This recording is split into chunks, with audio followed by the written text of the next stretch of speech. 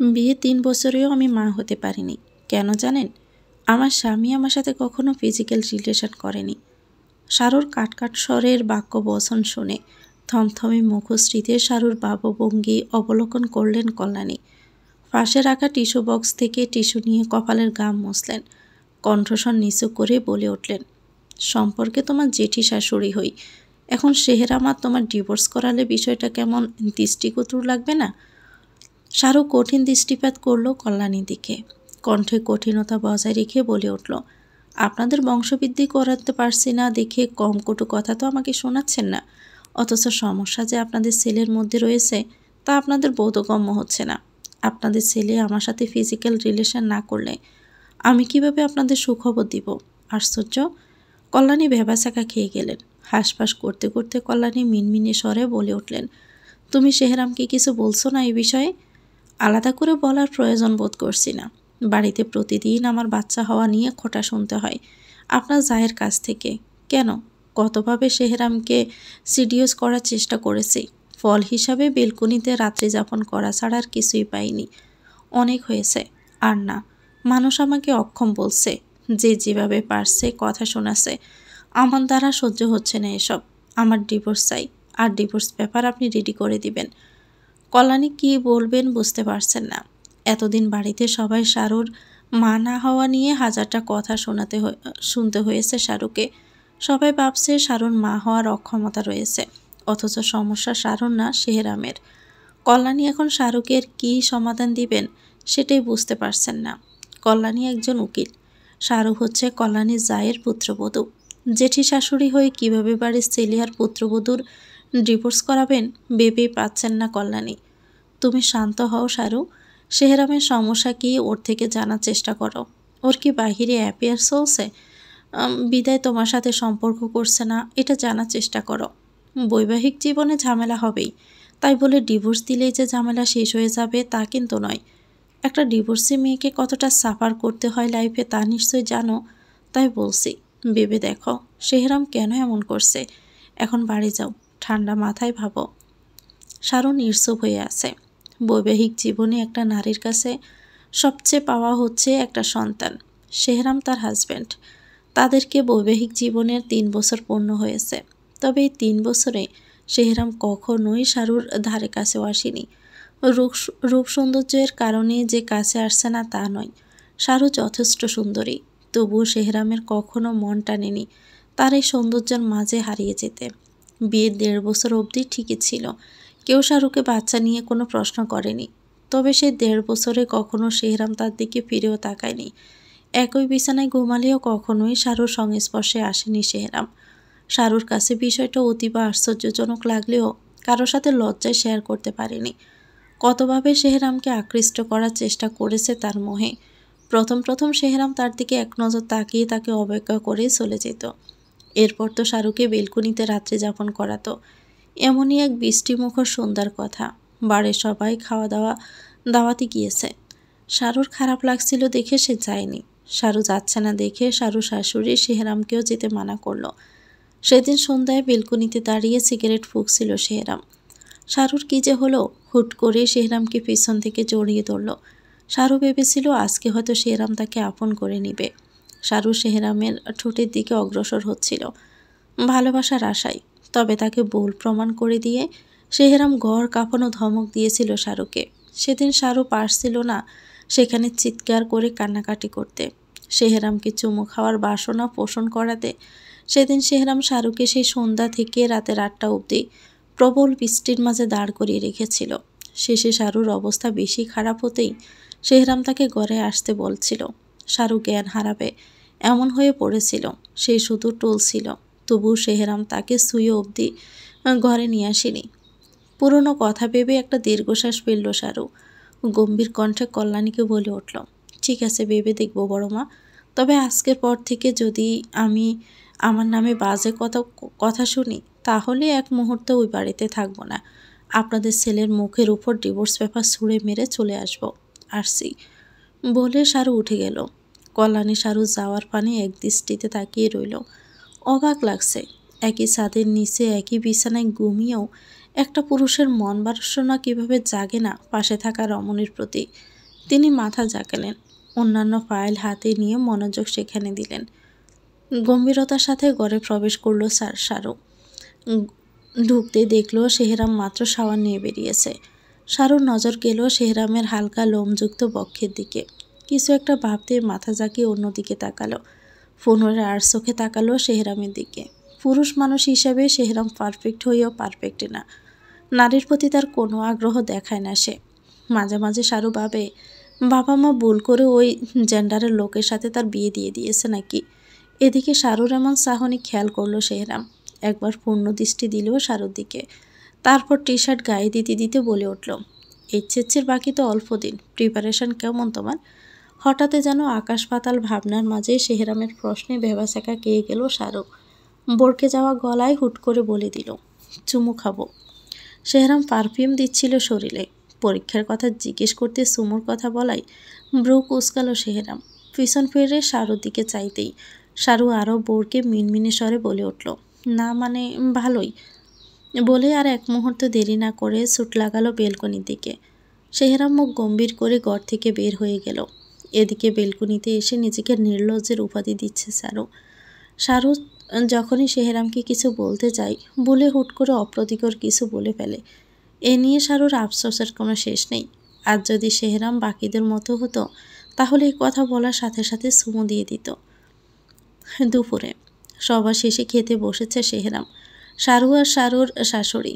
শেহরাম আর শারুর শাশুড়ি খেতে বসেছে। শারু চুপচাপ তাদেরকে পরিবেশন করছে। খাওয়ার মাঝে শারু শাশুড়ির হতাশ কণ্ঠে হুট করে বলে উঠলেন, পাশের বাসার রায়ার ছেলের বিয়ে হয়েছে মাত্র 3 মাস, অথচ এই 3 মাসের মধ্যে রায়া সুখবর পেয়ে গেল। আর আমি 3 বছরেও পেলাম না। শাশুড়ি মায়ের এমন কথা শুনে ব্রুকুসকে নাক ফুলিয়ে জোরে জোরে 2 বার শ্বাস ফেলল। মাঝে শেহরাম একবার তার মুখশ্রীর দিকে তাকিয়ে নজর সরিয়ে ফেলল। শারু শাশুড়ি মা বলতে বলতে বিষম খেলেন। শারু শব্দ করে জলের গ্লাস টেবিলে রাখল। শারুর শাশুড়ি একবার তার দিকে চেয়ে জলের গ্লাস হাতে তুলে নিয়ে ঢকঢক করে জল খেয়ে নিলেন। শেহরাম চুপচাপে নিজের খাবার খাচ্ছে, মুখ দিয়ে টু শব্দও করছে না। এরই মাঝে শারুর শাশুড়ি মিতালি আবারও বলে উঠলেন, আমি বলি কি শেহরাম, শারুকে নিয়ে তুই বিকেলে হাসপাতালে যাস, ডাক্তার দেখিয়ে আসিস শারুর কোনো সমস্যা আছে কিনা। শারু এবার তেলে বেগুনে লাল লাল হয়ে জ্বলে উঠল। এসব খোসা মারা কথা তার সহ্য হচ্ছে না। এই হয়েছে এক শাশুড়ি, ঘুরিয়ে ফিরিয়ে তার মাতৃত্বের দিকে আঙ্গুল তুলবে, অথচ ছেলের যে সমস্যা আছে মহিলা কিছুতেই বুঝতে চাইছে না। শারু কিছু বলবে তার আগে শেহরাম উঠে দাঁড়ালো। গম্ভীর স্বরে শারুকে বলে, উঠো, ঘরে এসো তাড়াতাড়ি। শারুর মনে লাড্ডু ফুটলো কেন জানি। চুমুটুমু খেতেই তো জামাইরা বউকে বলে ঘরে আসো তাড়াতাড়ি। শাশুড়ির কথা শুনে হয়তো আজকে শেহরাম তাকে ভালোবাসা দিবে। চুমু খাওয়ার লোভে রুমে প্রবেশ করলো শারু। ঢুকতে দেখলো শেহরাম গম্ভীর মুখশ্রীতে তার দিকে তাকিয়ে আছে। এই তাকানোর মানও বুঝলো না শারু। ব্রুকুসকে তাকিয়ে রইল শেহরামের দিকে। এদিকে এসো, গম্ভীর কণ্ঠস্বর বলে উঠল শেহরাম। শারু মুখ গোমরা করে এগিয়ে গেল শেহরামের দিকে। শেহরামের থেকে 1 হাত দূরে দাঁড়ালো সে। হুট করে শেহরাম শারুর হাত ধরে টান দিয়ে নিজের বুকের সাথে মিশিয়ে নিল। ঝুঁকে শারুর কানে গম্ভীরভাবে বলে উঠল, জেঠিমনির কাছে ডিভোর্স পেপার রেডি করতে গিয়েছিলে? শারু জমে গেল। একই বিছানায় এতগুলো দিন থাকার পর এই প্রথম সে শেহরামের এত কাছে, তার বুকে। শেহরাম প্রশ্ন শারুর কর্ণপাত হলো না। সে তো জমে গেছে শেহরামের বুকের স্পর্শ এসে। কি বললাম, তুমি জেঠিমনির কাছে গিয়েছিলে ডিভোর্স পেপার রেডি করতে? এবার শারুর হুঁশ ফিরল। হালকা কম্পিত স্বরে বলে উঠল, হ্যাঁ গিয়েছিলাম। কেন? শারু কি বলবে বুঝে উঠতে পারছে না। এই প্রথম সে শেহরামের এতটা কাছে। হৃদস্পন্দন মনে হচ্ছে তড়িৎ গতিতে দৌড়াচ্ছে। অন্য সময় হলে এতক্ষণে শারু শেহরামের চোখের সামনে আঙ্গুল তুলে বলতো কি কারণে ডিভোর্স পেপার রেডি করতে গিয়েছিল।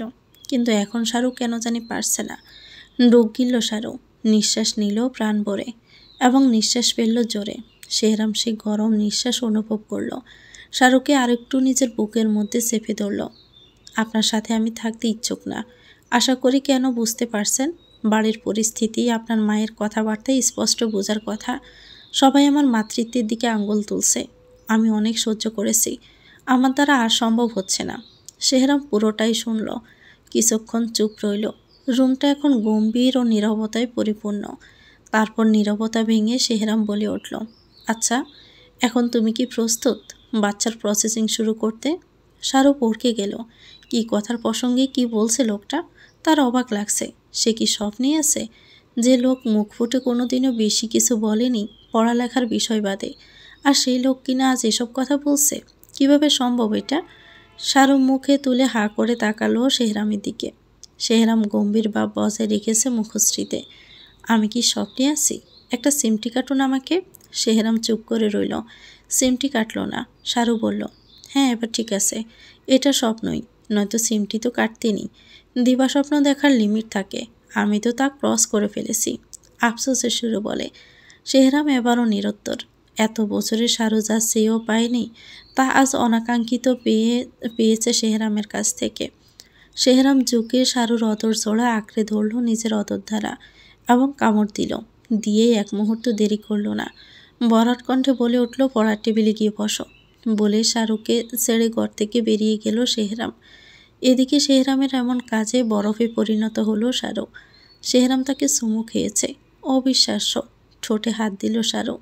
সুতে ব্যথা অনুভব করলো খানিকটা। শেহরাম কামড় দিয়েছে। ব্যথা যেহেতু অনুভব করেছে তাহলে এটা বাস্তব, স্বপ্ন না। শাহরুর মাথা ঘুরানোর দ্বার প্রান্তে। এই লোকটাকে চুমু খেয়েছে। ঠোঁটে হাত দিয়ে পৃষ্ঠ হয়ে দাঁড়িয়ে রইল শাহরুখ। এমনভাবে জমে দাঁড়িয়ে আছে যেন সে এই মুহূর্তে পৃথিবীর বাহিরে। এই লোকটা বিয়ের 3 বছরেই প্রথমবার আমার এত কাছে এসেছে, আমাকে চুমু খেয়েছে। কিভাবে সম্ভব? শারুন নিজের ভাবনার মাঝে দরজার দিকে নজর গেল। শেহরাম দরজায় হেলান দিয়ে দাঁড়িয়ে বুকে হাত ভাঁজ করে ব্রু কুঁচকে তার দিকে তাকিয়ে আছে। শারু ইতস্ত বোধ করলো। শেহরাম ইশারা করলো পড়ার টেবিলে গিয়ে বসতে। শারু শেহরামকে এক নজর দেখে এগিয়ে গেল টেবিলের দিকে। শেহরাম এসে তার পাশে চেয়ার টেনে বসল। পরীক্ষার আর মাত্র অল্প কিছুদিন বাকি। প্রিপারেশন কেমন? ভালো। যদি কিছু বাকি থাকে তাহলে শুরু করো ওখান থেকে। শাহরু আর কোনো উত্তর করল না, পড়া শুরু করলো। শেহরাম তার পাশে বসে রইল, তার নজর ফোনের দিকে। শাহরু ভেবে পাচ্ছে না এই লোকটা এভাবে তার পাশে শুধু শুধু বসে আছে কেন। হুট করে চুমু খেলো, ওই রকম বাচ্চা নেওয়ার প্রসেসিংয়ের কথা বলল, আনএক্সপেক্টেডভাবে সব। এখন এভাবে পাশে বসে আছে। শাহরু ভেবে পাচ্ছে না লোকটার মাথার স্ক্রু কি শক্ত হয়েছে। শাহরুর মনে প্রশ্ন জাগলো, আজকে সে তার জেঠি শাশুড়ির কাছে ডিভোর্স পেপার রেডি করতে গিয়েছিল, তা শেহরাম কিভাবে জানলো? শাহরুর মনের প্রশ্নটা ঘুরপাক খেতেই থাকলো। এক পর্যায়ে সে শেহরামকে মিনমিনিয়ে বলে উঠল, জেঠিমণির কাছে যে ডিভোর্স নিতে গিয়েছিলাম আপনি কিভাবে জানলেন? শেহরাম ফোনের থেকে নজর সরালো, তার দিকে শান্তি দৃষ্টি রাখল। শাহরু নজর সরিয়ে ফেলল। এই শান্ত দৃষ্টিতে তার হৃদস্পন্দন তড়িৎ গতিতে বেগে ছুটছে। এ যেন চলন্ত ট্রেনকেও হার মানাবে। জেঠিমণি বলেছেন। শাহরু চুপ করে রইল। বলার মতো এখন আর কিছুই নেই, তাই চুপ করে থাকাটাই ভালো। শাহরু পড়ায় মনোযোগ দিতেও গিয়েও থেমে গেল শেহরামের বাক্য বচন শুনে। পরীক্ষা শেষ হোক, এরপর কাউকে তোমার মাতৃত্ব নিয়ে কথা তোলার সুযোগ দিব না। তৈরি থেকো। You know what I mean. শাহরুর শরীরে যেন শীতল শিহরণ বয়ে গেল। শেহরামি কথাটা বলার সাথে সাথে উঠে দাঁড়ালো। এরপর হনহনিয়ে বেরিয়ে গেল ঘর থেকে। এদিকে শাহরু থমকে রইল। হুট করে শেহরাম এমন কিছু বলবে শাহরু ভাবেনি। শাহরু কী প্রতিক্রিয়া দেখাবে সেটাও বুঝে উঠতে পারছে না। ডিভোর্সের কথা শুনে শেহরাম এমন কথা বলছে যা শাহরুখকে কাঁপিয়ে তুলতে বাধ্য করেছে। শেহরাম যাওয়ার সময় যে ভূমিকম্পের ন্যায় কথাটা বলে গেছে, এখন শাহরু চাইলেও পড়ায় মন বসাতে পারবে না। অদ্ভুত একটা কিছু অনুভব করছে শাহরু। বিছানায় শাহরুর ফোন রাখা ছিল। কলের শব্দে বিছানার দিকে তাকালো। ধীরগতিতে উঠে গিয়ে ফোনটা হাতে নিল। শেহরামের নাম্বার। শাহরু ব্রু কুঁচকাল। এই তো লোকটা উঠে বাহিরে গেল, এখন আবার ফোন কেন দিচ্ছে? শাহরু রিসিভ করতে যাবে এমন সময় কলটা কেটে গেল। শাহরু গভীর চিন্তায় মগ্ন হলো। বেশি গভীরে যাওয়ার আগেই আবারও কল আসলো। হালকা কেশে কলটা রিসিভ করলো শাহরু। ওই পাশ থেকে গম্ভীর স্বরে শেহরাম বলে উঠল, এত ভাবাভাবির কিছু নাই, চুপচাপ পড়তে বসো। আমার কথায় এত শকড হওয়ারও কিছু নেই। তুমি বাচ্চা বলেই এতদিন ছাড় দিয়েছিলাম, কিন্তু তুমি সে বাচ্চাকালেই আমাকে সিডিউস করার ট্রাই করছো। তখনও ভেবেছিলাম বাচ্চা তো, ওজন্যই আবেগের বয়সে এমন করছো। কিন্তু আজকে ডিভোর্সের ব্যাপারটা জানার পর আমার বোধগম্য হলো তুমি বাচ্চা না। তোমার পাখা অনেক বড় হয়েছে। এখন আমার সময় হয়েছে তোমার পাখা কাটার। শুধু তোমার পরীক্ষাটা শেষ হোক, সিডিউস আর ডিভোর্সের শোধ তুলব বলে শেহরাম কল কেটে দিয়েছে। এদিকে বিস্ময়ের উপর বিস্মিত হতে চলেছে শারু। সারা শরীর ঝাঁকুনি দিয়ে উঠল শারুর। মাথার মধ্যে তার একটা কথাই ঘুরছে, সিডিউস আর ডিভোর্সের শোধ তুলবে শেহরাম। এর মানে কি? ভাবতে কেঁপে উঠল শারু। কি এক অদ্ভুত অনুভূতি। মাথা জাগালো শারু। এসব চিন্তা ঝেড়ে ফেলা দরকার। সামনে পরীক্ষা, এখন পড়তে হবে। পরীক্ষার জন্য হলেও আপাতত বাড়িতে তাকে নিয়ে আর কোনো প্রশ্ন উঠবে না। কিন্তু শেহরাম, সে এটা কি বলল? পরীক্ষার পর তার মাতৃত্ব আর কাউকে প্রশ্ন তুলতে দিবে না। শারুর মনে পরীক্ষা ঘুরছে, কিন্তু মাথা ভর্তি শেহরামের বলা প্রতিটা কথা। আমি নিজের মেয়ের রেপ কেস কীভাবে লড়ব শারু? কল্যাণীর মুখে নিশ্চিত এমন বাক্য শুনে হতভম্ব হয়ে গেল শারু। বড় বড় আঁখিতে হতভম্ব দৃষ্টিতে জেঠিমণির দিকে তাকালো সে। জেঠিমণি এসব কি বলছে? নিজের মেয়ের রেপ কেস কীভাবে লড়বে মানে? স্নিগ্ধা, কীভাবে সম্ভব এসব? শারু অবিশ্বাস্য কণ্ঠস্বরে বলে উঠল, এসব তুমি কি বলছো জেঠিমণি? স্নিগ্ধা, কল্যাণী কীভাবে কি বলবে বুঝতে পারছেন না। প্রচণ্ড কান্নায় ভেঙে পড়েছেন তিনি।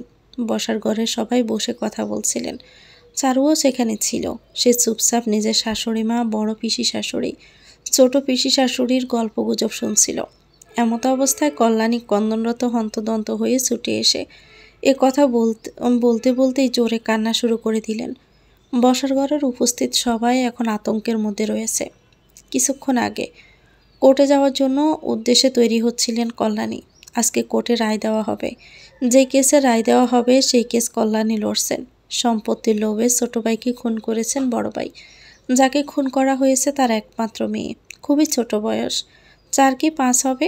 সম্পত্তি এমন একটা জিনিস যার মোহে পড়ে মানুষ সর্বোচ্চ ঘৃণিত কাজ করে ফেলে, এমনকি মায়ের পেটের আপন ভাইকে অবধি খুন করে ফেলে। কল্যাণী পুরো দমে কেসটা নিয়ে তদন্ত করেছিলেন। সব প্রমাণ আজকে কোর্টে পেশ করবেন। তিনি পুরোদমে কনফিডেন্স রেখেছেন যে উনি ওই লোকটাকে ন্যায় পাইয়ে দিবেন, সত্য জয় করবেন। এমন আকাশ পাতাল ভাবনার মাঝে ফোন বেজে উঠল ওনার। ফোনটা হাতে নিতেই ব্রু কুঁচকে গেল কল্যাণীর।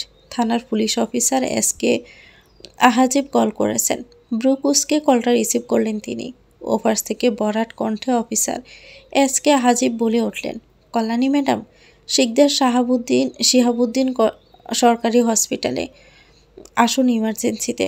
আপনার মেয়ের রেপ হয়েছে, মারাত্মক সিচুয়েশন, দ্রুত আসুন। মুহূর্তে বরফের ন্যায় জমে গেলেন কল্যাণী। থমকে দাঁড়িয়ে রইলেন ফোন কল দিয়ে।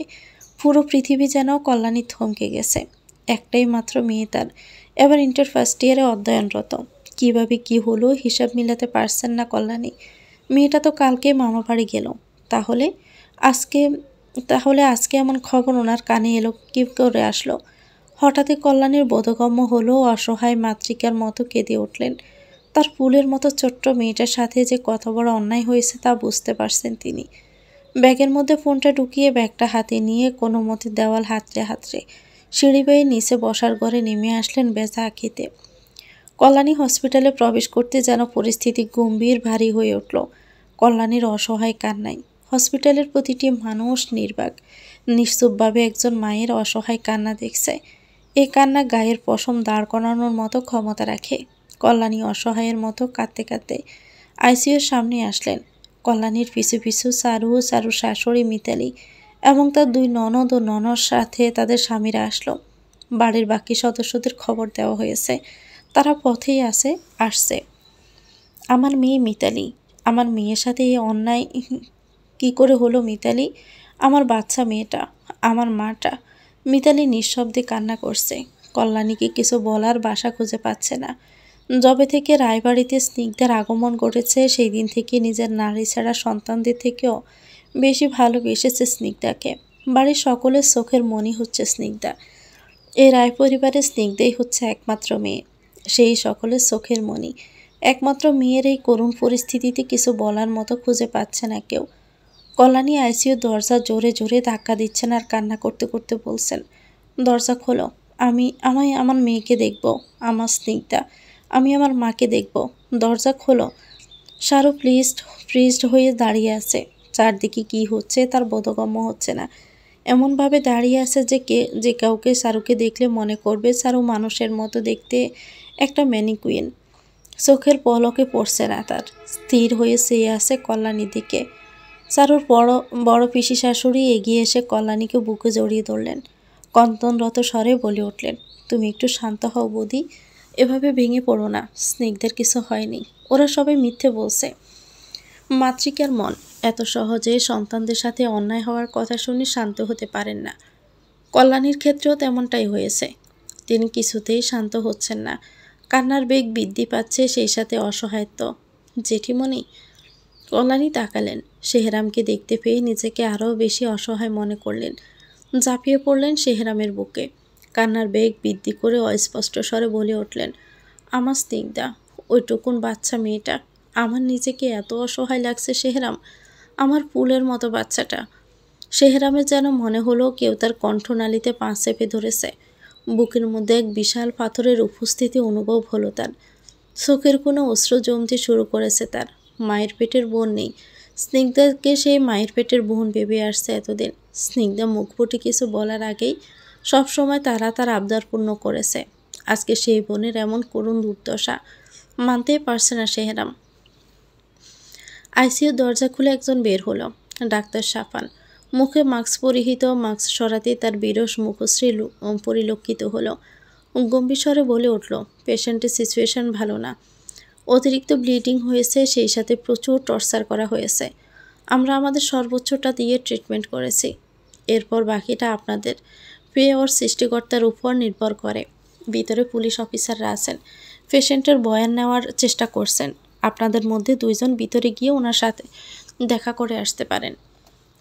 ভিতরে যাওয়ার কথা শুনে কল্যাণী শেহরামকে ছেড়ে দিলেন। স্যুট লাগালেন আইসিইউর ভিতরে। মুখে অক্সিজেন মাস্ক পরা, শরীরে ব্যান্ডেজ, মুখে অজস্র আঘাতের চিহ্ন, চোখের এক ফাঁস ফুলে আছে, ঠোঁট কেটে ফুলে নীল হয়ে আছে, চেহারা প্যাকাশে হয়ে গেছে। স্নিগ্ধা কল্যাণীকে দেখল, তার ছোট করে মেলা জোড়া চোখ জোড়া মাকে প্রাণ ভরে দেখল। এক পর্যায়ে ডুকরে কেঁদে উঠল। মেয়ের এমন ডুকরে কেঁদে ওঠা দেখে কল্যাণী নিজেকে ধরে রাখার প্রাণপণ চেষ্টা করছেন। তিনি একজন উকিল, শক্ত মনের মানুষ। মেয়ের এই অবস্থায় কিছুতেই তিনি ভেঙে পড়বেন না। তিনি ভেঙে পড়লে যে স্নিগ্ধাকে তিনি আগলাতে পারবেন না। মেয়েটা তো এমনি চূর্ণ বিচ্ছিন্ন হয়ে গেছে। ম্যাডাম, নিজেকে সামলানোর চেষ্টা করুন, মেয়েকে অভয় দিন। অনেক বয়ান দিতে বলা হচ্ছে কিন্তু তিনি কিছুই বলছেন না, থম মেরে আছেন। আপনার মেয়েকে এই কেসটা আপনাকে লড়তে হবে, তাই দয়া করে ওনাকে সব সত্যিটা বলতে বলুন। ওনার এই বয়ানের জন্য আমরা সেই কালফিটকে শাস্তি দিতে সক্ষম হব, নয়তো সেই কালফিটের দ্বারা আবারও কোনো নিষ্পাপ মেয়ের জীবন ঝুঁকিতে পড়বে। পুলিশ অফিসার এসকে হাজিব থমথমে স্বরে বলে উঠলেন। কল্যাণী কিছু সময় নিলেন, এরপর স্নিগ্ধার পাশে গিয়ে স্নিগ্ধার হাতে হাত রাখলেন আলতোভাবে। মৃদু স্বরে বলে উঠলেন, মা, ভয় নেই, এই তো তোমার মা চলে এসেছে, আমি আছি তোমার পাশে, তোমার কিছুই হয়নি মা, ভয় পেও না। যা যা হয়েছে, যারা এমন করেছে সবটা বলো, তুমি ভয় পেও না, তোমার মা তোমার পাশে আছে। মায়ের এমন মৃদুস্বরের বাক্য বচন শুনে স্নিগ্ধা আরও বেসামাল হয়ে পড়ল। কান্নার বেগ বৃদ্ধি পেল। মেয়ের এমন কান্না কল্যাণীর হৃদয়ে ঝড় উঠালো। সবটা ভেঙে চুরমার হয়ে যাচ্ছে ভিতরটায়। তিনি আলতো হাতে স্নিগ্ধার মাথায় হাত বুলিয়ে বলে উঠলেন, আমি আছি তো তোমার পাশে মা, কাঁদে না, বলো সবটা। কল্যাণী থমথমে মুখে অফিসার এসকে হাজিবের দিকে তাকালেন, ইশারা করলেন রেকর্ড শুরু করতে। স্নিগ্ধার কান্নার বেগ কমে এসেছে। মেয়েটার আর কাঁদার ক্ষমতা নেই। মেয়ের এমন করুণ চেহারা সহ্য করতে পারছেন না আর কল্যাণীর পাশে শেহরাম এসে দাঁড়ালো। কল্যাণী বেজা নেত্রপল্লবে শেহরামের দিকে তাকালো।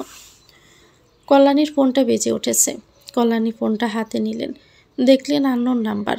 ডুব গিলে শেহরামের দিকে তাকালেন, এরপর অফিসারের দিকে তাকিয়ে স্নিগ্ধার দিকে তাকিয়ে বেরিয়ে গেলেন কক্ষ থেকে। কল রিসিভ করলেন কল্যাণী। কিছু বলার আগেই অপর পাশ থেকে হাসির আওয়াজ শুনতে পেলেন। হাসির মাঝে তেজালো পুরুষালী কণ্ঠে কেউ বলে উঠল, ভদ্রভাবে বলেছিলাম হয় মেয়ে জামাই করুন, না হয় এই কেসটা থেকে সরে যান, কিন্তু কোনোটাই করলেন না। এখন মেয়ের মান সম্মানও হারালেন, সেই সাথে কেসটা হ্যান্ডেল করার মন মানসিকতা। এক ডিলে দুই পাখি শিকার করলাম, মাঝে মজাও নেওয়া গেল। কল্যাণী থমকালেন, ফোন কানে চেপেই রেখে দুপা পিছিয়ে গেলেন। বর্তমানে যে কেসটা হ্যান্ডেল করছেন ওই কেসের প্রেক্ষিতেই আজ তার মেয়ের এত বড় সর্বনাশ হয়েছে। ভাবতে স্নিগ্ধের এই অবস্থার জন্য সে নিজেই নিজেকে দোষী করলেন। ওনার জন্যই আজ ওনার ফুলের মতো মেয়েটার সাথে এত বড় অন্যায় হয়েছে। মেয়ের জামাই না হয়েও জামাইয়ের অধিকার নিয়ে নিলাম, খারাপ না? ভালোই লেগেছে। যাই হোক, আশা রাখি এরপর আর সাহস করবেন না কেসটি এগোনোর। নিশ্চুপ থমকে রইল কল্যাণী। ওনার মনে হচ্ছে মা হিসেবে উনি ব্যর্থ। ওনার এই ব্যর্থতার কারণে আজ তার পোলটাকে নির্মম অত্যাচারের শিকার হতে হয়েছে। নিজেকে কি করে ক্ষমা করতে পারবেন কল্যাণী? একজন অসহায় মানুষকে ন্যায় পাইয়ে দিতে গিয়ে নিজের পোলটাকে জড়িয়ে ফেললেন তিনি। মানতে কষ্ট হচ্ছে ওনার। এই তো মেয়েটা কালকে সুস্থ সবলভাবে মামার বাড়িতে গেল, আর আজকে মেয়েটার এই অবস্থা। কল্যাণীর আকাশ পাতাল ভাবনার মাঝে ওপাশ থেকে আবারও বলে উঠল, প্রাণে বাঁচার মতো করে ছেড়ে দিয়েছি আপনার মেয়েকে। এরপর কেসটা বন্ধ না করলে জান নিয়ে নিব। নেওয়ার আগে অবশ্য আবার মজা নেব, এমন মৃত্যু দিব যে মেয়ের মৃতদেহ দেখলে আপনার রুহু কেঁপে উঠবে। তীব্র ঘৃণা হলো কল্যাণীর অপর পাশের ব্যক্তির উপরে। ব্যক্তি স্বার্থে মানুষ এতটা নীচ হয় ভাবতেই গায়ে কাটা দিচ্ছে কল্যাণীর। আজ অবধি এমন অনেক মেয়ে আছে যাদের রেপ কেস লড়ে তাদেরকে ন্যায় পাইয়ে দিয়েছেন কল্যাণী, কিন্তু কোনোদিনও ভাবেননি এই রেপ কেসের শিকার তার পুলটাকেও হতে হবে। কোনোদিন ভাবেননি নিজের মেয়ের রেপ কেস লড়তে হবে। অজান্তেই হুট করে কল্যাণী চোখের সামনে বেশি উঠল তার মেয়ের সেই আত্মচিৎকার, সম্মান বাঁচানোর আকুতি মিনতি। সোয়াল শক্ত করে ফেললেন তিনি। একজন জনপ্রিয় উকিল তিনি, সবসময় ন্যায়ের পক্ষে থাকেন এবং ভবিষ্যতেও থাকবেন। চোয়াল শক্ত করে তীব্র ক্ষোভে তিনি বলে উঠলেন, শুনে রাখ, আমাকে কেউ দমাতে পারবে না। সত্য এবং অসহায় মানুষের পাশে আমি সর্বদাই থেকেছি এবং থাকব। এতে করে নিজের পরিবারের ক্ষতি হলেও আমি দমে যাব না। বর্তমানে এই কেসের জেরে তোমার বাবার ফাঁসি হতো, এখন ৩৭৭ দ্বারা আইনভঙ্গ করে একটা অপ্রাপ্তবয়স্ক মেয়েকে রেপ করার জন্য তোমার সর্বোচ্চ শাস্তি ফাঁসি হবে। রেডি থেকো তোমার পতন দেখার জন্য। নিঃশেষ করে দিব তোমাকে এবং তোমার দম্বকে। যে পাপ করেছ সে পাপের জন্য তোমার শেষটা আমি দেখে ছাড়ব। তীব্র ক্ষোভের সাথে কাটকাট স্বরে নিজের মন্তব্য পেশ করে অপর প্রান্তের ব্যক্তির উত্তরের আশার অপেক্ষাই করলেন না তিনি। মোবাইলে সময় দেখলেন সবে সকাল 10:17 বেজেছে। মনকে শক্ত করলেন, যতটা শক্ত করলে দুনিয়ার সকল অন্যায়কে দাবানো যায়। মোবাইলটা ব্যাগে ভরে ডাক্তার সাফানের কেবিনে গেলেন। নক করে ভিতরে ঢুকলেন। ডাক্তার সাফান তখন চিন্তিত ভঙ্গিতে দাঁড়িয়েছিল। তিনি ভিতরে প্রবেশ করে বলে উঠলেন, ডাক্তার সাফান, আপনার ভরসায় আমি আমার মেয়েটাকে রেখে গেলাম। আশা করি আপনি আমার মেয়ের নিঃশ্বাস বজায় রাখবেন। ডাক্তার সাফান চোখ তুলে তাকালো কল্যাণীর দিকে। দেখতে পেল নারীটির চোখ খুঁতে অনল ধাউ ধাউ করে জ্বলছে। এই নারীটির বেশ সুনাম শুনেছিল সে। সত্যের পক্ষে ছিলেন সবসময় তিনি এবং ভবিষ্যতেও থাকবেন, তা নারীটির মুখশ্রীতে পরিলক্ষিত। ডাক্তার সাফানের কি হলো কে জানে। বলে উঠল, নিশ্চিন্তে থাকুন, আমি আমার সর্বোচ্চটা দিব আপনার মেয়েকে সুস্থ করাতে। ভরসা রাখুন। কল্যাণী মাথা নাড়ল। নীরবে শক্ত পায়ে প্রস্থান করলেন। আইসিইউর সামনে আসলেন। মিতালি, ননদ ও ননাস ও তাদের স্বামীকে দেখতে পেলেন। সবাই যে শোকের সর্বোচ্চ স্থানে অবস্থান করছে তা তাদের চেহারাতে পরিলক্ষিত। শক্ত রইলেন তিনি, তবুও মনের মধ্যে খসখস করছে। আজকে যদি এই পরিস্থিতিতে নিজের স্বামী ছেলেকে পাশে পেতেন তাহলে হয়তো আরও শক্ত হতে পারতেন, কিন্তু তা হওয়ার নয়। তার স্বামী আর ছেলে কোনো দিনও তার কাছে বা রায়বাড়িতে আসবেন না হয়তোবা। দীর্ঘশ্বাস ছাড়লেন কল্যাণী। আইসিইউ দরজা ঠেলে ভিতরে ঢুকলেন। সেহরামকে অসহায়ভাবে ঠায় দাঁড়িয়ে থাকতে দেখলেন। শাহরু সেহরামের বাহুতে মুখ ঠেকিয়ে ডুকরে কান্না করছে। গলাটা ভারী হয়ে আসলো ওনার। অনুভব করলেন গলায় পাথর বিঁধে গেছে। নিজেকে সামলানোর চেষ্টা করলেন। দৃঢ়স্বরে বলে উঠলেন, বয়ান নিয়েছেন অফিসার? পুলিশ অফিসার এসকে আহাজিব ঘুরে তাকালেন, মাথা নাড়ালেন, বললেন, হ্যাঁ নিয়েছেন মাত্রই। ডোক গিলে কল্যাণী আবারও বলে উঠলেন, সুরেশ ভৌমিকের কেসটার আজকে শেষ দিন। সব প্রমাণ আজকে পেশ করা হবে। আশা রাখছি ওই শক্তপোক্ত প্রমাণে উনি ন্যায় পাবেন। কোর্টের কার্যক্রম শুরু হওয়ার সময় হয়ে এসেছে, চলুন। এসকে আহাজিব উঠে দাঁড়ালেন। নিচু স্বরে বলে উঠলেন, আপনি যার বিরুদ্ধে কেসটা লড়েছেন তার ছেলেই আজকে এত বড় অন্যায় করলো আপনার মেয়ের সাথে। আপনার মেয়ের কোনো মতে বয়ান দিয়ে আর রেসপন্স করছে না। কল্যাণী নিশ্চুপ, মুখ দিয়ে কথা বেরোচ্ছে না। ওনার আর, তবুও কষ্ট করে বললেন, আমার মেয়ে রেসপন্স করবে, ও সুস্থ হবে, আবারও আগের মতো প্রাণবন্ত হবে। আর কিছুক্ষণ আগেই প্রসূন ভৌমিক কল দিয়েছিল আমাকে। ওই যে এই অন্যায়টা করেছে তার নিজ মুখে স্বীকার করেছে। আজকে ওর বাবাকে ফাঁসিতে ঝুলানোর ব্যবস্থা করব। এরপর ওর ব্যবস্থা করব। ওর শেষটা তো আমি দেখেই ছাড়ব। শেহরাম এতক্ষণ বিধ্বস্ত হয়ে দাঁড়িয়েছিল, কিন্তু কল্যাণীর কথা শুনে শেরহামের চোখ ক্রমশ লাল হতে লাগলো। শিরা ফুলে উঠেছে তার। ক্রোধান্বিত স্বরে বলে উঠল, ওর এত সহজ মৃত্যু আমি কিছুতেই মানব না জেঠিমণি। আমার ফুল নিষ্পাপ বোনটার সাথে এত বড় অন্যায় করার জন্য ওর তো যন্ত্রণাদায়ক মৃত্যু হওয়া দরকার। ওর এত সহজে মৃত্যু ওর বা আমাদের কারোই প্রাপ্য নয়। শাহরু মুখ তুলে তাকালো শেরহামের দিকে। এই প্রথম শেরহামকে এতটা রাগতে দেখেছে সে। যতবার সে উল্টাপাল্টা কাজ করেছে, কোনোবারেই শেরহামকে সে রাখতে দেখেনি। ঠান্ডা মাথায় তাকে শাস্তি দিয়েছে। যে মানুষ ঠান্ডা মাথায় ভালোই শাস্তি দিতে পারে, সে মানুষ রাগের মাথায় ঠিক কী করতে পারে তার বোধগম্য হচ্ছে না শাহরুর। বেজা চোখে শাহরু কল্যাণীকে দেখল। মানুষটা যতই নিজেকে শক্ত দেখাক, যতই শক্ত ব্যক্তিত্ব সম্পন্ন মানুষ হোক না কেন, সবশেষে সবচেয়ে বড় সত্য হচ্ছেন তিনি একজন মা। মায়েরা কখনো সন্তানের এমন দশা সহ্য করতে পারেন না। শাহরু বুঝতে পারছে কল্যাণীর মনে জ্বর বয়ে যাচ্ছে, কিন্তু তিনি নিজেকে শক্ত রাখার চেষ্টা করেছেন স্বভাবগত। শেহরামের কথা শুনে অফিসার এসকে হাজিব শেহরামের চোখের দিকে তাকালেন। কিছুক্ষণ নীরবতা পালন করে বলে উঠলেন, তা ঠিক বলেছেন, কিন্তু আইন নামক একটা শব্দ প্রচলিত আমাদের সমাজে। এই আইনের ঊর্ধ্বে আমরা যেতে পারি না। যদি যাই তাহলে এর ভুক্তভোগী আমরাও হই। মানুষ খুন করার শাস্তি হয় আজীবন কারাদণ্ড, না হয় ফাঁসি। এর বাহিরেও কেউ যদি লুকিয়ে এমন রেপিস্টদের নিঃশেষ করে দেয় সমাজ থেকে, তাহলে তাকে আইনের চোখ ফাঁকি দিয়ে থাকতে হবে। অন্যথায় ধরা পড়ে গেলে তাকেও ভুগতে হবে। অফিসার এসকে হাজিবের কথায় কিসের যেন একটা ইঙ্গিত খুঁজে পেল শেরহাম। রাগের মাত্র আরও বৃদ্ধি পেল শেরহামের। শাহরুর দিকে এক নজর তাকিয়ে কল্যাণীর দিকে তাকালো শেরহাম। শক্ত করে বলে উঠল, জেঠিমণি, তোমার বর্তমান কেসের শেষ দিন আজকে। সব প্রমাণ সঠিক সময়ে পেশ করতে হবে। আর মাত্র আধা ঘন্টার মতো সময় আছে। ওই জানোয়ারের শাস্তি নিশ্চিত করতে হবে। এরপর তো ওর ছেলের। কল্যাণী শেরহামের কথায় নিজেকে আরও শক্ত করলেন। শাহরুর উদ্দেশ্যে বলে উঠলেন, শেরহাম আমার সাথে কোর্টে যাচ্ছে। স্নিগ্ধা মায়ের পাশে থেকো। তোমার শ্বশুর আসলে তোমার শাশুড়ি, পিসি শাশুড়িও তাদের স্বামীকে বাড়িতে পাঠিয়ে দিও। তুমি আর তোমার শ্বশুর এখানে থেকে যেও। বিজয় নিয়ে কোর্ট থেকে আমি সোজা এখানেই আসব। বলে তিনি আর দেরি করলেন না, বের হয়ে গেলেন। ওনার সাথে সাথে পুলিশ অফিসাররাও। স্নিগ্ধার করুণ ফ্যাকাশে মুখশ্রীর দিকে নজর পড়তেই শাহরু মুখে হাত দিয়ে নীরবে কেঁদে উঠল। শেহরাম তাকালো শাহরুর দিকে। এক হাতে শাহরুকে জড়িয়ে শাহরুর কপালে গভীর চুমু এঁকে দিয়ে গম্ভীর স্বরে বলে উঠল, নিজের ও ফুলের খেয়াল রেখো। বলে শেরহাম নিজেও বের হয়ে গেল। আইসিইউ থেকে বেরোতে মায়ের করুণ মুখশ্রীর মুখোমুখি হতে গম্ভীর হয়ে উঠল শেরহাম।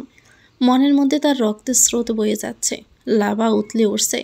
নিজেকে যথাসম্ভব স্বাভাবিক রাখারই চেষ্টা করেছে শেরহাম।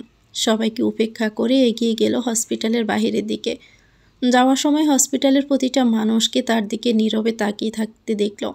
হসপিটালের বাহিরে আসতে দেখল আশেপাশে প্রেস মিডিয়ার লোকজন এসে ভিড় করেছে।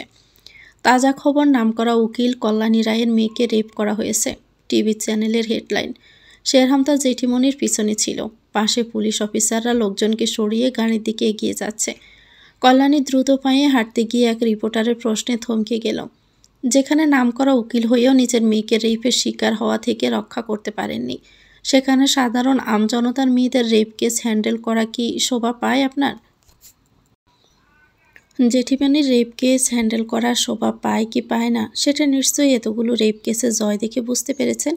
যেসব মেয়ের সাথে অন্যায় হয়েছে তারা প্রত্যেকেই ন্যায় পেয়েছে, আর সেই ন্যায় পাইয়ে দিয়েছেন আমার জেঠিমনি। সাংবাদিকতায় যদি সঠিক প্রশ্নই করতে না পারেন, তাহলে নিজেকে ঘরবন্দি করে রাখুন। শেহরামের শক্তপোক্ত বাণীতে মুখ কালো করে বেড়ের মধ্যে বিলীন হয়ে গেল সেই রিপোর্টার। শেহরাম সতর্কতার সহিত কল্যাণীকে গাড়িতে উঠিয়ে নিজের ড্রাইভিং সিটে বসল। গন্তব্য কোর্ট। পুলিশের গাড়িও তাদের পিছনে আছে। কোর্টের নির্দিষ্ট সময়েরও 7 মিনিট দেরি হয়ে গেল তাদের কোর্টে প্রবেশ করতে। শেহরাম এক পাশে দাঁড়ালো। কল্যাণী একবার তার দিকে তাকিয়ে এগিয়ে গেল সামনের দিকে। এইদিকে কল্যাণীকে কোর্টে উপস্থিত দেখে পোষণ ভৌমিক, তার বাবা ও তাদের সঙ্গী সাথীরা অবাকের সাথে সাথে প্রচুর রাগান্বিত হলো। দাঁতে দাঁত চেপে পোষণ বলে উঠল, ভাঙবে তবু মস্কাবে না। শালির মেয়েকে খেয়ে আসলাম, ভাবলাম কই মেয়েকে ধরে মরা কান্না কাঁদবে হসপিটালে পড়ে পড়ে, কিন্তু না, শালি তো এতই সত্যর পক্ষে যে নাচতে নাচতে কোর্টে চলে এসেছে। তোকে তো আমি দেখে নিব। পোষণের বাবা নির্মল ভৌমিক ছেলের হাত চেপে বলে উঠলেন, মাথা ঠান্ডা রাখ পোষণ, আমি একজন কমিশনার, যা পাপ করি না কেন কোনো প্রমাণ রাখি না। দেখবি আজকে আমি বেকসুর প্রমাণিত হয়ে সসম্মানের সাথে বেরোবো, এরপর না হয় একে ভাঙা যাবে। বাম দিকের বেঞ্চের কিনারে বসেছিল পোষণ ভৌমিক ও নির্মল ভৌমিক, যার দরুন এগিয়ে যাওয়ার সময় পুরোটাই শুনলেন কল্যাণী। শক্ত সোয়ালে ও কাঠের চাহনি দিয়ে বিদ্রুপের হাসলেন তিনি। নজর সরিয়ে ডান দিকের বেঞ্চের দিকে তাকালেন। কয়েক জোড়া বেজা ও একরাশ আশা ভরা চক্ষু নজরে আসলেন ওনার। মাথা নাড়িয়ে অভয় দিলেন তিনি, যে করেই হোক সত্য জয় করবেনই। মিষ্টি এক বাচ্চা মেয়ের মুখশ্রী কল্যাণীর নজরে আসলো, সেই সাথে নিজের মেয়ে স্নিগ্ধার মুখশ্রীও বেশি উঠল চোখের সামনে। কল্যাণী দৃঢ়ভাবে এগিয়ে গেলেন সামনের দিকে। শুরুতেই আমি ক্ষমা প্রার্থী আদালতের কাছে আমার দেরিতে আসার জন্য। মহামান্য আদালত, আজকে এই কেসের শেষ দিন এবং আমার সর্বশেষ প্রমাণ পেশেরও শেষ দিন। আমি আপনার নিকট এই কেসের সঠিক ও শুদ্ধ প্রমাণ পেশ করছি। আমি আমার একজন সাক্ষীকে ডেকে নিতে চাই। মহামান্য আদালত থেকে অনুমতি পেতে কল্যাণী একজনকে কাঠগড়ায় এনে দাঁড় করালেন। এদিকে কাঠগড়ায় দাঁড়ানো ব্যক্তিকে দেখে পোষণ আর বাবা নির্মল ও তাদের লোকজনরা অবাক হলো। এই লোকটা তো তাদের বাড়ির কাজের লোক। শেষ কিনা লোকটা যেই থালে খেলো সেই থালেই পুটু করলো। পোষণ রাগে দাঁতে দাঁত পিষল। এই মুহূর্তে পোষণের মন চাচ্ছে সব কিছু জ্বালিয়ে দিতে। কল্যাণী কাঠগড়ায় উপস্থিত আফতাব সাহেবের দিকে এগিয়ে গেলেন। প্রশ্ন করলেন, আপনি নির্মল ভৌমিকের বাড়িতে ড্রাইভার হিসেবে কাজ করেন। আপনি নিশ্চয়ই এই খুনের ব্যাপারে জানেন এবং এর জন্যই আমার সাথে যোগাযোগ করেছেন। আপনি আপনার মতামত রেখেছেন যে নির্মল ভৌমিক তার ছোট ভাই সুরেশ ভৌমিককে খুন করেছেন। আপনার কাছে যা এভিডেন্স আছে আপনি পেশ করতে পারেন। কল্যাণীর প্রশ্নের উত্তর দিলেন আফতাব সাহেব। ওনাদের বাড়িতে ড্রাইভার হিসেবে কাজ করছি প্রায় বছর দুয়েকের মতো। এর মধ্যে ওনার অনেক পাপ কাজের কথা জেনেছি। মানুষ খুন করার মতো মানসিকতা ওনার আছে, কিন্তু কখনোই ভাবিনি সম্পত্তির লোভে নিজের ছোট ভাইকে খুন করবেন। সুরেশ ভাই আমার অনেক কাছে ছিলেন, কখনোই আমি মুসলিম বলে বৈষম্য তৈরি করেননি। মায়ের পেটের ভাইয়ের মতো স্নেহ করেছেন, কিন্তু ওনারা সর্বদা এই নিয়ে আমাকে তুচ্ছ তাচ্ছিল্য করেছিল। আমার চোখের সামনেই উনি অর্থাৎ নির্মল ভৌমিক সুরেশ ভাইকে খুন করেছেন। আড়াল থেকে সেটা আমি আমার মোবাইলে রেকর্ড করেছি এবং ওই বাড়ির সিসিটিভি ফুটেজও সংগ্রহ করেছি। এই যে আমার মোবাইলের ভিডিওটা এবং সিসিটিভি ফুটেজ, আশা করি এতে প্রমাণ হবে উনি খুন করেছেন সুরেশ ভাইকে। বলেই তিনি তার মোবাইল ও সিসিটিভি ফুটেজের পেন ড্রাইভ এগিয়ে দিলেন কল্যাণীর দিকে। কল্যাণী সেটা মহামান্য আদালতের কাছে পেশ করলেন। কল্যাণীর অপর প্রান্তের উকিল হেরে যাচ্ছেন বুঝতে পেরে বলে উঠলেন, মহামান্য আদালত, এসব বানোয়াট ভিডিও ফুটেজ। বানোয়াট ভিডিও পেশ করে আদালতের সময় ও এই কেসটা জেতার চেষ্টা করেছেন কল্যাণী রায়। উনি জানেন উনি এই কেস হেরে যাবেন। কল্যাণী সামান্য হাসলেন অপর প্রান্তের উকিল আশরাফ সাহেবের কথায়। কল্যাণী ন্যায়ের বিচার পাওয়ার আশায় মহামান্য আদালতের দিকে তাকালেন। তিনি বললেন, সমস্ত প্রমাণের সত্যতা যাচাই করে আমি আমার রায় কিছুক্ষণ পর জানাচ্ছি। বৈঠক উঠে গেল। সবাই বাহিরে চলে গেলেও কল্যাণী, সেহরাম ও পুলিশ অফিসার এসকে আজিব ও দুজন কনস্টেবলের সাথে সুরেশ ভৌমিকের পক্ষের লোকজন ও পোষণ ও তার বাবা ও তাদের সাথে থাকা লোকজন রয়ে গেল। পোষণ শক্ত মুখে এগিয়ে গেল কল্যাণীর দিকে। এক হাত পরিমাণ ফাঁকা রেখে সাপের মতো পুষতে পুষতে তাকালো কল্যাণীর দিকে। পোষণের চেহারা নজরের সামনে আসতে কল্যাণীর মনে তীব্র ঘৃণারা জানান দিল। তারা ঘৃণা করে পোষণ ভৌমিক ও তাদের পরিবারকে। বারণ করার পরেও আপনি কেন এখানে আসলেন? মেয়ের মানিজ্যত হারালেন, আপনার কি প্রাণের ভয় নেই? প্রাণের ভয় থাকলে নিশ্চয়ই তোমাদের মতো নষ্ট চরিত্রের খুনিদের বিরুদ্ধে কেস লড়তাম না। পোষণ আরও রাগল, কল্যাণীর দিকে ঝুঁকে বলে উঠল, আপনার এত বড় বড় কথা আজকে বের করে দিতাম। ইস, মজা নেওয়ার ধান্দায় ভিডিও করতে ভুলে গেছিলাম। যদি করতাম তাহলে আপনার আজকে এত বড় বড় কথা মুখ দিয়ে আর বের হতো না। কল্যাণীর ঘৃণায় তেজ বৃদ্ধি পেল। সেহরাম কল্যাণী ও পোষণের মাঝে এসে দাঁড়ালো। ডান হাত দিয়ে বেশ জোরেই পোষণকে ধাক্কা দিয়ে দুহাত পিছিয়ে দিল। জোর গলায় বলল, নোংরা মুখ ও নোংরা কথাবার্তা নিয়ে দূরেই থাকো। পরবর্তীতে এমন করতে গেলে মুখ ও নোংরা কথা বলার মতো আস্ত থাকবে না। পোষণ দুহাত পিছিয়ে গেল। পড়ে যেতে নিয়েও নিজেকে সামলে নিল। সাপের মতো ফুসফুস করতে করতে তাকালো শেহরাম দিদিকে। কিছু বলতে নিলে নির্মম ভূমিক পোষণের হাত চেপে নিষেধ করলেন ইশারা দিয়ে। নিজেই বললেন, আমার মধ্যে দুইটা জিনিস করা উচিত না মানুষের। এক, আপন মানুষের বিরুদ্ধে যাওয়া। দুই, রাজনীতিবিদদের বিরুদ্ধে যাওয়া। গেলে এর ফল অনেক ভারী হয়ে যায়। আজকে যদি আমি দোষী প্রমাণিত হয়ে যাই, আমার ছেলে আছে, অগ্রিম বলে দিলাম, সাবধানে থাকবেন। শেহরাম হাসল। কল্যাণী কিছু বলার আগে শেহরাম হাসতে হাসতে বলে উঠল, এসব কথা আপনার মুখে শোভা পায় না কমিশনার সাহেব। ওরফে নিজের আপন ভাইয়ের খুনি। প্রথমত আপনি দোষী, তা শুধু আজকে আয়োজন করে প্রমাণিত হবে। দ্বিতীয়ত আপনি নিজেই আপন মানুষের বিরুদ্ধে গিয়েছেন, নিজের ভাইকে খুন করেছেন। একটা বাচ্চা মেয়ের মাথার উপর থেকে বাবা নামক বটবৃক্ষ কেড়ে নিয়েছেন। এত সহজে তো পার পেয়ে যাবেন না। আশা রাখি আজকে সত্যটাই প্রমাণিত হবে। প্রথমে আপনার ফাঁসি হবে, এরপর আপনার ছেলের। ওই যে কি জানি একটা বললেন, রাজনীতিবিদদের বিরুদ্ধে যেতে নেই। তা ঠিকই বলেছেন, তবে কুকুরদের বিরুদ্ধে গেলে সমস্যা কোথায় কমিশনার সাহেব? পোষণ লাভার মতো উতলে উঠল। এই কুকুর কাকে বললি? মুখ সামলে কথা বল, নয়তো এমন অবস্থা করব পায়ে দাঁড়ানোর মতো সাহসটুকু কুলাবে না। এখন আয়না কোথায় পাবো ভাই? ইস, আয়না থাকলে তোকে কয়েক জোড়া কুকুর দেখাতে পারতাম। শোন, সময়ের কাজ সময় করতে আমি অনেক ভালোবাসি। তাড়াহুড়ো আমার ভালো লাগে না। সময় আসুক, এরপর দেখা যাবে কে পায়ে দাঁড়াবে আর কে বিছানায় পড়ে কাতরাবে। কল্যাণী শেহরামের হাত ধরলেন। সুরজ ভূমিকের স্ত্রী ও ওনার মেয়ের দিকে তাকিয়ে ছোট করে শ্বাস ছাড়লেন। শেহরামকে টেনে বাহিরে নিয়ে যেতে লাগলেন, কিন্তু ফুসনের এক কথায় থেমে গেল শেহরাম। শুনলাম ভাইয়ের নাকি বিয়ের অনেক দিন হচ্ছে, তবুও নাকি ভাই বাবা হতে পারছেন না। তা প্রীতি একটা উপদেশ দিই, বাবা হতে চাইলে আপনার বউকে আমার কাছে পাঠিয়ে দিয়েন। ভালোই খাতির যত্ন করব, দেখবেন বাবা ডাক শুনতে পারবেন। শেহরাম এতক্ষণ নিজের যে রাগটাকে লুকিয়ে রেখেছিল, সেই রাগ আর লুকাতে পারল না। তেড়ে এসে ফুসনের কলার ধরে নাক বরাবর পরপর দুইটা ঘুষি মারল। মুহূর্তে ফুসন নাক দিয়ে ঝরঝর করে রক্ত পড়তে লাগলো। জানে মেরে ফেলবো একদম, মুখ সামলে কথা বল, নয়তো আইনের দিকে সে অপেক্ষা করব না, নিজে তোরে মুখ ভেঙে দিব, মাইন্ড ইট। বলে ফুসনকে ধাক্কা দিয়ে নিচে ফেলে দিল শেহরাম। ফুসনের মাথা ঘুরানোর কারণে ফুসন নিজেকে সামলাতে পারল না, নিজের বাবার পায়ের উপর গিয়ে পড়ল। নির্মল ভৌমিক দ্রুত ছেলেকে উঠিয়ে রাগান্বিত স্বরে অফিসার এসকে হাজিবকে বলে উঠলেন, আপনি উপস্থিত থাকতে অভদ্র ছেলে আমার ছেলেকে কোন সাহসে আঘাত করে? অফিসার এসকে হাজিব হাসলেন, দারুণভাবেই হাসলেন। বললেন, ঠিকই বলেছেন। আমি থাকতে আপনি কমিশনার হয়েও কিভাবে খুন করতে পারেন? আপনার ছেলে কিভাবে একটা মেয়েকে আইন ভঙ্গ করে রেপ করতে পারে? প্রমাণ কিন্তু আমাদের হাতে আছে শক্তপোক্ত। সময় আসুক বাপ বেটা দুজনকে ফাঁসির দড়িতে ঝুলবেন। কল্যাণী শেহরামকে টেনে বাহিরে নিয়ে গেলেন। অফিসার এসকে হাজিবও সাথে গেলেন। সমস্ত সাক্ষী ও প্রমাণের ভিত্তিতে প্রমাণিত হয়েছে নির্মল ভৌমিক সুরেশ ভৌমিককে খুন করেছেন সম্পত্তির লোভে।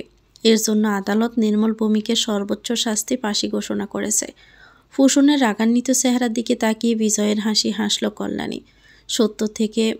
সাথে থেকে আজ অবধি সব কেসে জয়ী হয়েছেন। বিজয়ের হাসি হাসলেও মনের মধ্যে ঝড় বিদ্যমান কল্যাণীর। কখনোই ওনার কোনো কেসের প্রভাব ওনার পরিবারের উপর পড়েনি। এই প্রথম এই কেসটার প্রভাব পড়েছে, তাও ওনার মেয়ের উপর। বাচ্চা মেয়েটা সবে 17 ঘরে পদার্পণ করেছে। প্রাণবন্ত হয়ে বেরোনোর সময়ে মেয়েটা এত বড় নির্মল অন্যায়ের শিকার হয়েছে। ওনার মনে হচ্ছে একজন উকিল হিসেবে উনি আজকে জয় অর্জন করলেও প্রকৃতপক্ষে উনি হেরে গিয়েছেন। সুরেশ ভৌমিকের স্ত্রীর দিকে তাকালেন তিনি। বাচ্চা মেয়েটার মাথায় হাত বুলিয়ে বলে উঠলেন, অবশেষে সত্য জয় হয়েছে। সুরেশ ভৌমিক ওনার বিচার পেয়েছেন। জীবনে কত কিছুর শিকার হই আমরা, তবে এতে আমাদের ভেঙে পড়া উচিত না। মনে রাখবেন, আপনি সত্য হলে জয় আপনারই হবে। মনকে শক্ত রাখুন, মেয়েটাকে শক্ত করে গড়ে তুলবেন।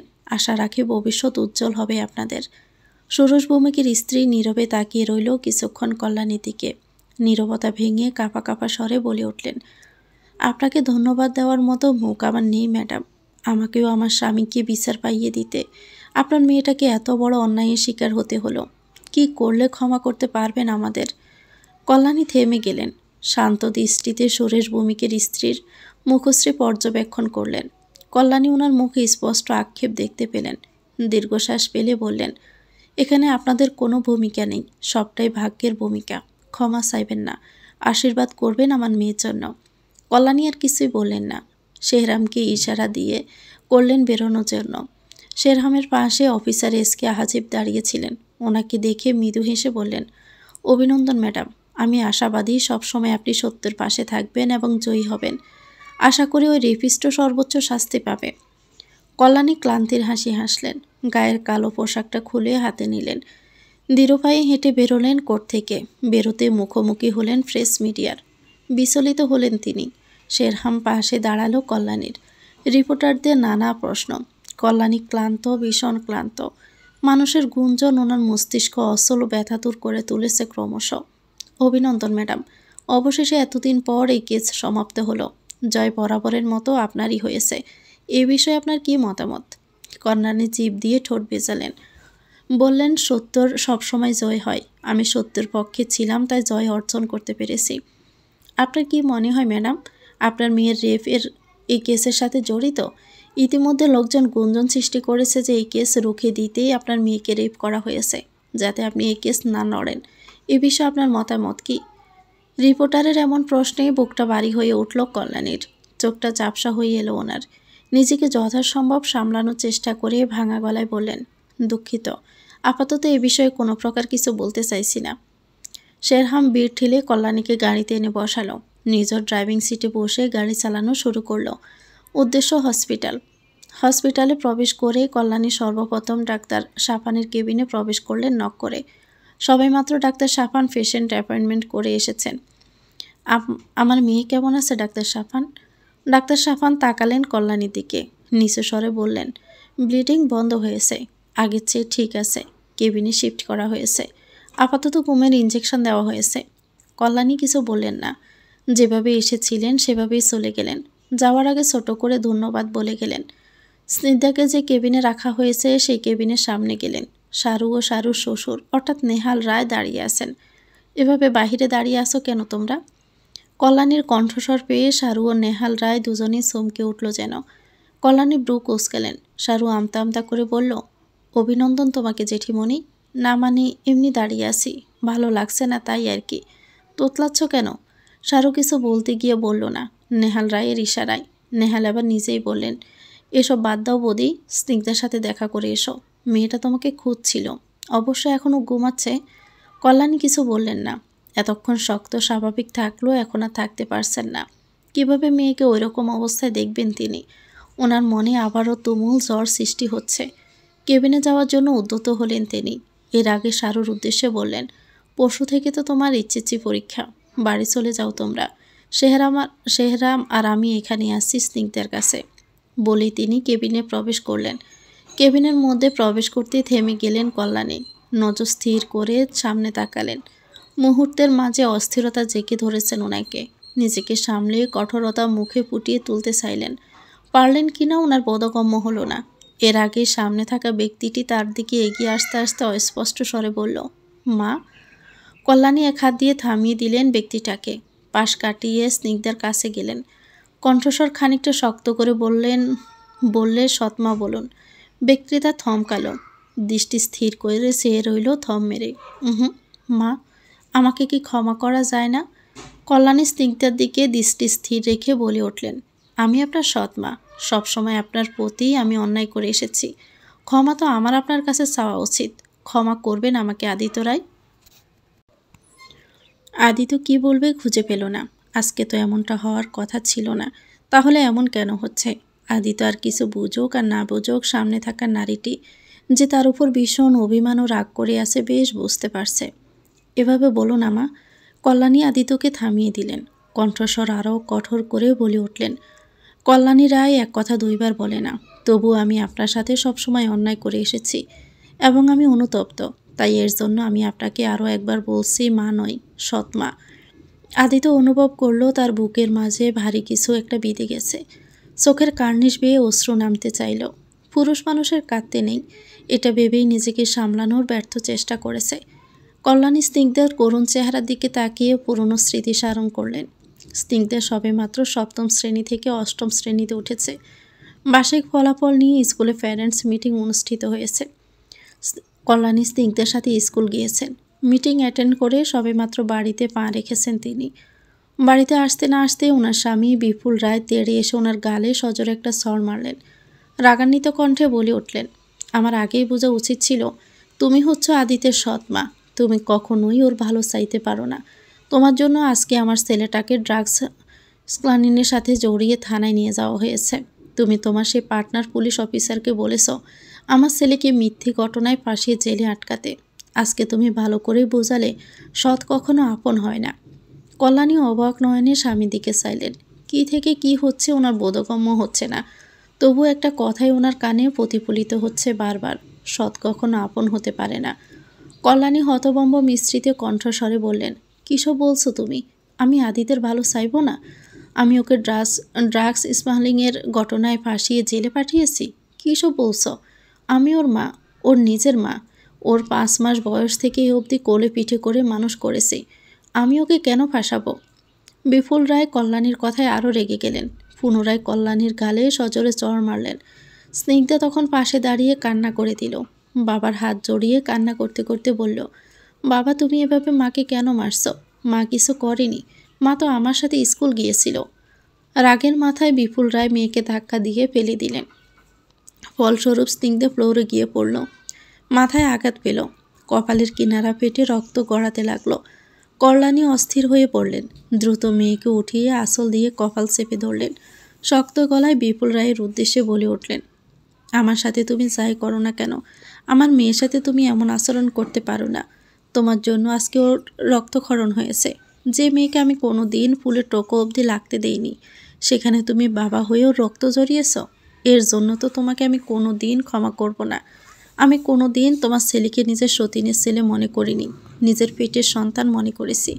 তোমার সেই ছেলের এই 5 মাস থেকে এই অবধি বড় করেছি ভালোবেসে।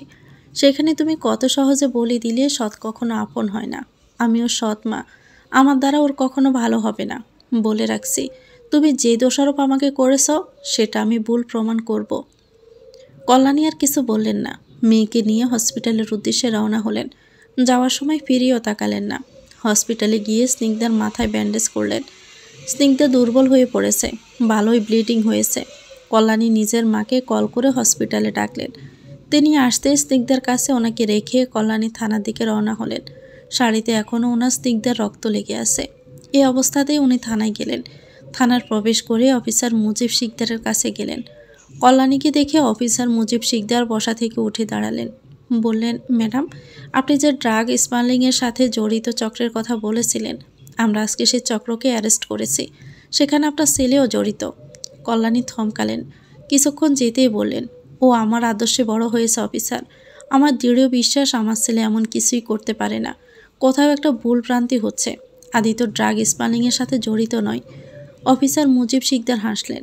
বললেন, আজকালকার ছেলেমেয়েরা দেখায় যে তারা মা বাবার আদর্শে বড় হয়েছে, কিন্তু প্রকৃতপক্ষে তারা ভিতরে ভিতরে অনেক অনৈতিক কাজ করে। কল্যাণী শক্ত কণ্ঠে বললেন, অন্য ছেলেমেয়েরা করতে পারলেও আমার আদিত্য এমন কিছুই করেনি, আমি জানি। কল্যাণী ভিতরে গেলেন। ভিতরে গিয়ে দেখতে পেলেন কতগুলো ছেলের সাথে আদিত্য দেওয়ালে পিঠ ঠেকিয়ে বসে আছে জেলের ভিতরে। তিনি আদিত্যকে অস্পষ্ট স্বরে ডাকলেন, আদিত্য। আদিত্য নজর তুলল।